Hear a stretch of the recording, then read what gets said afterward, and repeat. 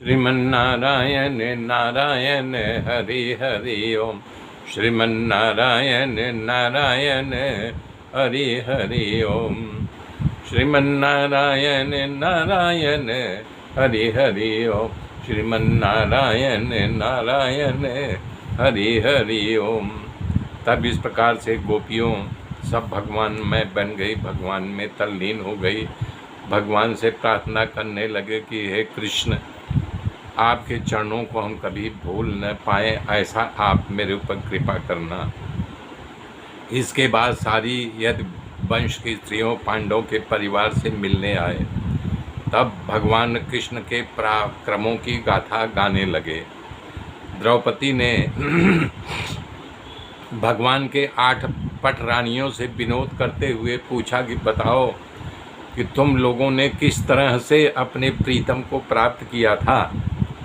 तो पहले तो सभी शर्मिंदा हो गई, लेकिन जब विनोद होने लगा तब बोलना शुरू किया। रुक्मणी जी ने कहा, मैं इनको प्रेम पत्र लिखा था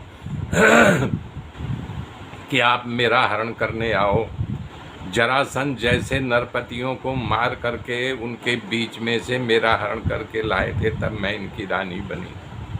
सत्यभामा ने कहा कि पिताजी मेरे प्रभु पर मणि चोरी करने का आरोप लगाया था।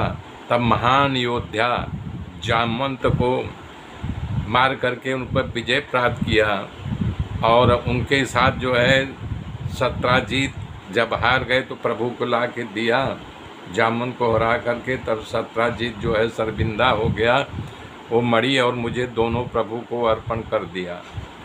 तो जामवंती ने कहा कि मेरे पिताजी भगवान के साथ युद्ध 27 दिन तक चलता रहा लगातार। तब हमारे पिता को आभास हुआ है तो हमारे जो हैं इष्ट देव राम हैं, तब उनके चरणों में गिर पड़े। तब मणि और मुझे दोनों भगवान को अर्पण कर दिया। इस तरह से मैं उनकी पटरानी बनी। कालिंदी जी ने बताया कि मैं भगवान को प्राप्त करने के लिए जमुना के पास बहुत तप किया, तब जा कर के भगवान की मुझे प्राप्ति हुई है। उनसे विवाह किया। मित्र बिंदा जी ने कहा कि मेरा स्वयंवर रखा गया था। जैसे शेर अपना शिकार खींच ले जाता है, उसी तरह प्रभु ने मुझे वहाँ से खींच ले गया और मेरे साथ विवाह किया। सत्या ने कहा, मेरे पिता ने प्रतिज्ञा की थी कि हमारे पास 7 बैल है, इस 7 बैलों को जो एक डोरी में नाथ लेगा उसी के साथ मैं अपनी पुत्री का विवाह करूंगा। तो इस कार्य को प्रभु ने पल भर में कर दिया। 7 बैलों को नाथ करके खड़ा कर दिया, खींच कर ले गए 7 बैलों के एक साथ। तब हमारे पिताजी ने हमारी शादी इनके साथ किया।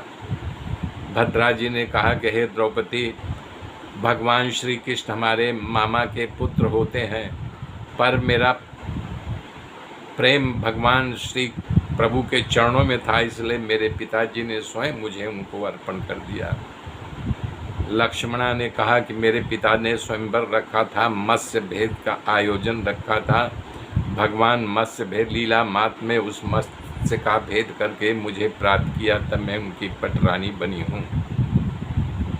सुखदेव जी कह रहे हैं, इस प्रकार से 16,000 रानियों के बारे में जब पूछा तब उसका अगुवाई रोहिणी जी ने कहा।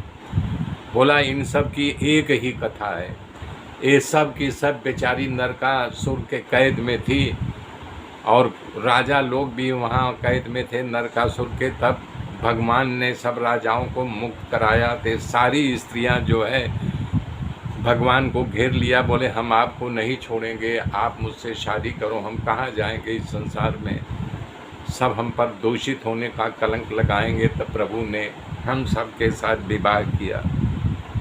इस प्रेम कथा को सुनकर सब खुश हो गए।